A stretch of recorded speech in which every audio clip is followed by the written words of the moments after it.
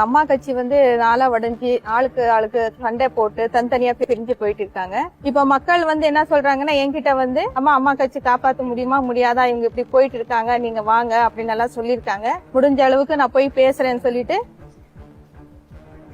பொறுப்புல இருந்து நீக்கம் பண்ணது தப்புன்னு சொல்ல வரீங்க நீங்க? எஸ், தப்புதான். ஆமா, உண்மையா சொல்றேனே, ஆளுமே தெரியாத ஒருத்தர்கிட்ட கொடுத்துட்டு எல்லாம் பாடுபட்டுட்டு இருக்காங்க. இப்ப எங்க அம்மா கட்சி நாளா உடைஞ்சு ஆளுக்கு சண்டை போட்டு தனித்தனியா பிரிஞ்சு போயிட்டு இருக்காங்க.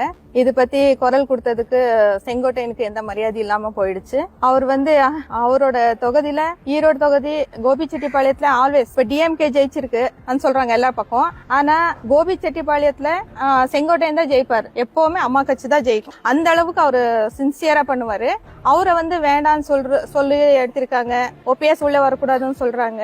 டிடிவி தினகரன் உள்ள வரக்கூடாதுன்னு சொல்றாங்க. சசிகலாமாவே துரத்திட்டாங்க, வேண்டாம் அப்படியே சொல்லிட்டாங்க.